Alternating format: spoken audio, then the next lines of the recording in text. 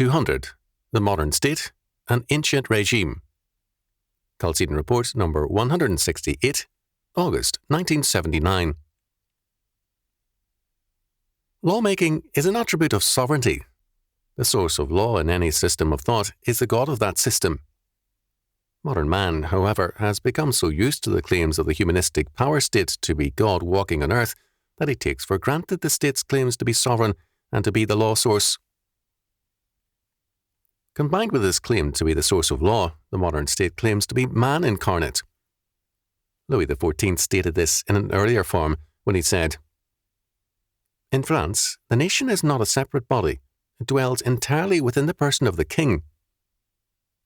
A century later, Louis XV told the Parliament of Paris, "The rights and interests of the nation, which you dare to make into a body apart from the monarch, are of necessity one with my own, and lie in my hands only."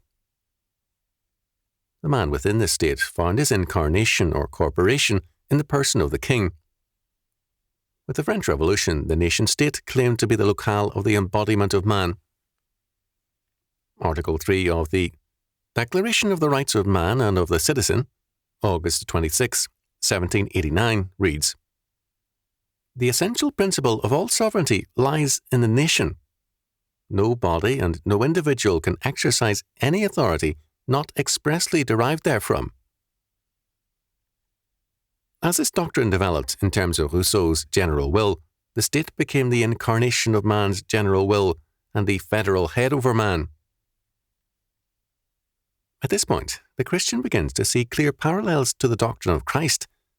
He is the last Adam, the federal head over the new humanity he creates, and he is its king. The old Adam brought sin and death for all who are members of him, whereas the new Adam brings forth righteousness and the resurrection. 1 Corinthians chapter 15, verse 21 following. All men are members of Adam. The redeemed become members of Jesus Christ. In his deity, Jesus Christ is one with the Father. In his humanity, he is one with the new mankind, the new Israel of God. He is their Saviour, their King, Priest, Prophet, and Lawgiver. The modern state says that it is the true Adam and therefore represents all men in the totality of all their lives. It is their lawgiver and therefore the source of morality. We cannot begin to understand the great revolution of the modern age unless we see that, for man today, the state, not God and his word, is the source of morality. But this should not surprise us. The state sees itself as the moral arbiter because it is the source of law now. All law is simply enacted morality. As a result, we see those new zealots, the men of the Internal Revenue Service, laying down the moral law for Christian schools, colleges, churches, and organizations. In the modern world and for humanism, the IRS is closer to the new Holy of Holies than the Church. The legislative program of the modern state is humanistic moral reform in terms of the gospel according to the new God, the state. Not the God of Scriptures, but the state sets forth the moral law and path for modern man. The modern state thus sees itself, 1. As the true Adam, as corporate man, and as 2. Sovereign, and hence 3. The source of law and morality. Institutions arise to meet functions, real or imagined, which are neglected by some other agencies.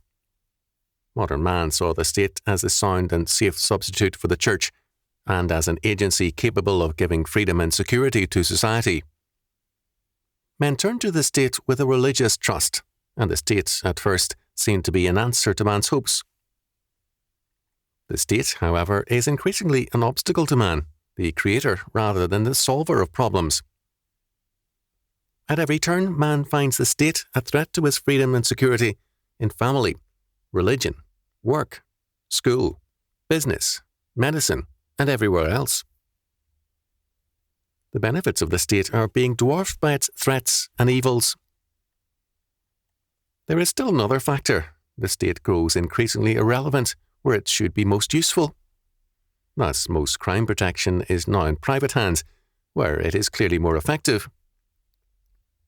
Pierre Goubert, in The Ancien Régime, French society, 1600 to 1750, calls attention to an important aspect of the French Revolution. The old order disintegrated at an alarming rate. The revolutionaries should not have been able to topple France as quickly and easily as they did. But the old order was in too many areas obsolete, useless, or a roadblock. It was, Guibert points out, deeply stained with the seigneurial dye, and, noble or otherwise, the seigneurs, qua seigneurs, had long since given up protecting anybody against anything. Page 87. The old order was serving itself far more than it served France. Where it was better than what followed, the merit was accidental. The modern state is, like the France of Louis XVI, an obsolete ancien régime, an old order serving itself rather than its people. The only growth it produces is of its own power. It seeks total power because, without total power, it cannot forestall the forces of erosion it has itself created. In spite of this, its days are numbered. The key question, thus, is not when will the humanistic state collapse, but when will Christian reconstruction establish forces sufficient to create a new and godly order? When will the change occur? The forces for change are already at work, and Christian schools and renewed Christian scholarship are basic to them.